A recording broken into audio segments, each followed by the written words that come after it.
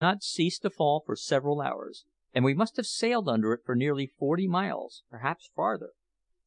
When we emerged from the cloud, our decks and every part of the rigging were completely covered with a thick coat of ashes. I was very much interested in this, and recollected that Jack had often spoken of many of the islands of the Pacific as being volcanoes, either active or extinct, and had said that the whole region was more or less volcanic, and that some scientific men were of the opinion that the islands of the Pacific were nothing more or less than the mountain tops of a huge continent, which had sunk under the influence of volcanic agency. 3 days after passing the volcano, we found ourselves a few miles to windward of an island of considerable size and luxuriant aspect. It consisted of 2 mountains, which seemed to be nearly 4,000 feet high. They were separated from each other by a broad valley, whose thick growing trees ascended a considerable distance up the mountain sides, and rich level plains or meadowlands spread round the base of the mountains, except at the point immediately opposite the large valley, where a river seemed to carry the trees, as it were, along with it down to the white sandy shore.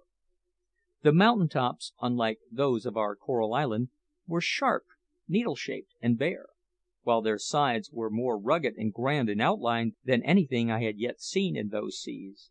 Bloody Bill was beside me when the island first hove in sight. "Ah!" he exclaimed, "I know that island well.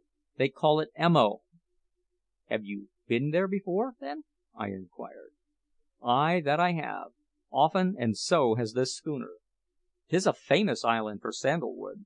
We have taken many cargoes of it already, and have paid for them too, for the savages are so numerous that we dared not try to take it by force. But our captain has tried to cheat them so often that they're beginnin' not to like us overmuch now. Besides, the men behaved ill the last time we were here, and I wonder the captain is not afraid to venture. But he's afraid o' nothin' earthly, I believe." We soon ran inside the barrier coral reef, and let go our anchor in 6 fathoms water, just opposite the mouth of a small creek, whose shores were densely covered with mangroves and tall umbrageous trees. The principal village of the natives lay about half a mile from this point. Ordering the boat out, the captain jumped into it and ordered me to follow him. The men, 15 in number, were well armed, and the mate was directed to have Long Tom ready for emergencies. "Give way, lads!" cried the captain. The oars fell into the water at the word, the boat shot from the schooner's side, and in a few minutes reached the shore. Here, contrary to our expectation, we were met with the utmost cordiality by Romata, the principal chief of the island, who conducted us to his house and gave us mats to sit upon. I observed in passing that the natives, of whom there were 2,000 or 3,000, were totally unarmed. After a short preliminary palaver, a feast of baked pigs and various roots were spread before us, of which we partook sparingly, and then proceeded to business. The captain stated his objective in visiting the island, regretted that there had been a slight misunderstanding during the last visit, and hoped that no ill will was borne by either party, and that a satisfactory trade would be accomplished. Romata answered that he had forgotten there had been any difference between them, protested that he was delighted to see his friends again, and assured them they should have every assistance in cutting and embarking the wood. The terms were afterwards agreed on, and we rose to depart. All this conversation was afterwards explained to me by Bill, who understood the language pretty well. Romata accompanied us on board, and explained that a great chief from another island was then on a visit to him, and that he was to be ceremoniously entertained on the following day. After begging to be allowed to introduce him to us, and receiving permission, he sent his canoe ashore to bring him off.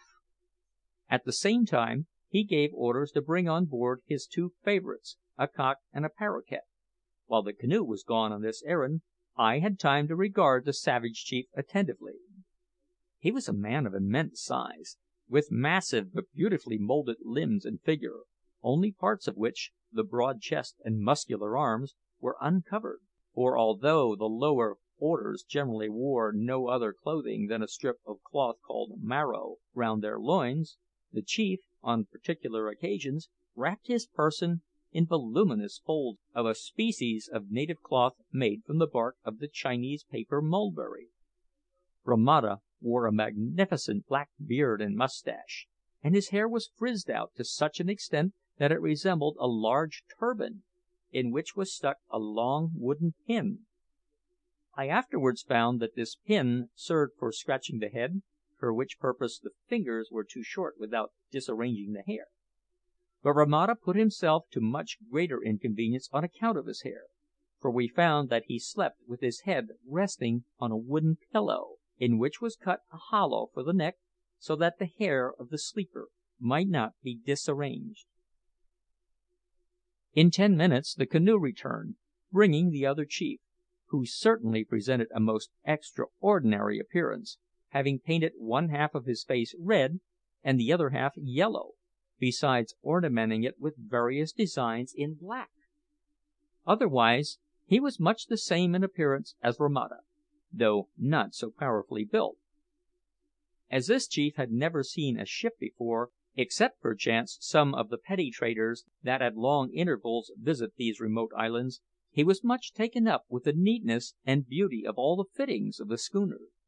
He was particularly struck with the musket which was shown to him, and asked where the white man got hatchets hard enough to cut the tree of which the barrel was made. While he was thus engaged, his brother chief stood aloof, talking with the captain, and fondling a superb cock and a little blue-headed paroquet, the favourites of which I have before spoken. I observed that all the other natives walked in a crouching posture while in the presence of Romata. Before our guests left us, the captain ordered the brass gun to be uncovered and fired for their gratification, and I have every reason to believe he did so for the purpose of showing our superior power, in case the natives should harbour any evil designs against us. Romata had never seen this gun before, as it had not been uncovered on previous visits, and astonishment with which he viewed it was very amusing.